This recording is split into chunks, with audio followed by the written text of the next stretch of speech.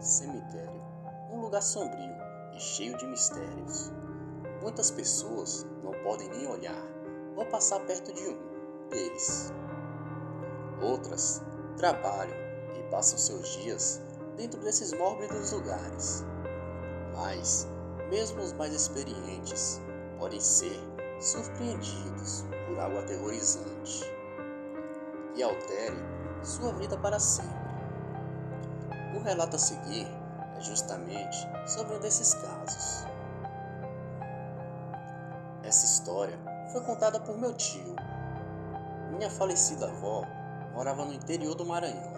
Sua casa ficava praticamente em frente ao cemitério da cidade vizinha, onde nunca se via nada de estranho, até naquele dia. Para que todos compreendam melhor a história, vou contar mais a fundo alguns detalhes. A casa ficava em frente à BR-135, na saída da cidade. E não tem portão na frente, só uma varanda, e a maior parte dos vizinhos são parentes.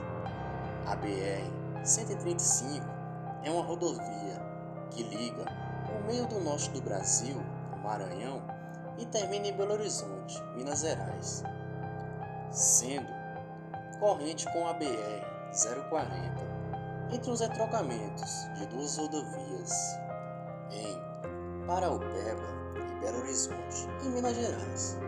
Pois bem, estavam sentados na porta da minha avó, algumas pessoas conversando tranquilamente, quando ouviam-se gritos vindo de dentro do cemitério. Era o coveiro, que além dos gritos, saiu correndo desesperadamente e para no meio da BR. Atravessou a estrada e caiu na porta da minha avó. Esta e os outros correram para lhe socorrerem rapidamente, com um copo de água e abanos. Depois que ele se acalmou, contou-lhes o ocorrido. Disse que estava em volta a limpar as lápides com um facão, tirando todo o mato que estava por cobrir as sepulturas, quando sentiu vontade de fumar um cigarro de palha. Sentou-se em cima de um dos túmulos e colocou o facão de lado, fez o cigarro e fumou.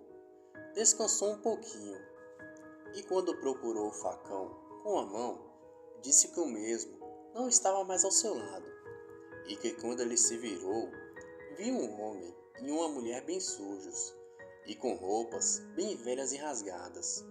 Quando ele reparou que seu facão estava na mão da dita cuja, olhou-a, espantado, e ela sorriu para ele. Ele disse que a boca dela estava podre, com os dentes todos quebrados, e o cheiro que exalava era muito forte. Por isso ele havia gritado e saído correndo de lá de dentro do cemitério.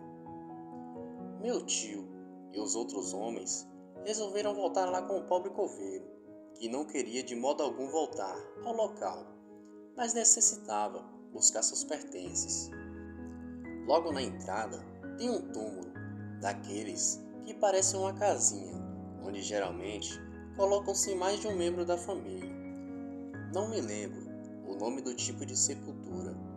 Meu tio conta que ela era toda fechadinha e que tinha duas janelinhas no espaçamento de um tijolo e era todo revestido de cerâmica preta.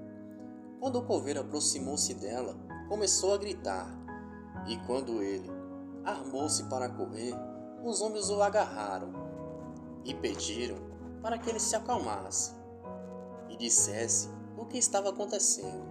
Foi quando ele começou a gritar que a mulher que ele havia visto estava olhando para ele da janelinha da sepultura e estava sorrindo para ele. O coveiro então perguntou se eles não estavam sentindo um cheiro podre. Um deles olhou para dentro da janelinha e não viu absolutamente nada. Eles pegaram as coisas do coveiro e saíram de lá apressadamente.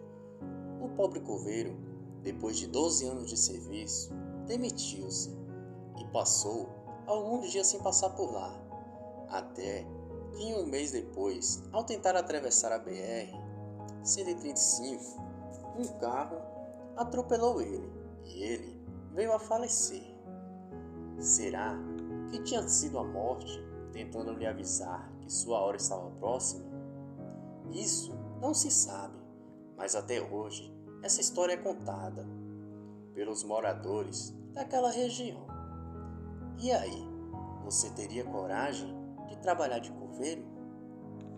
Boa noite.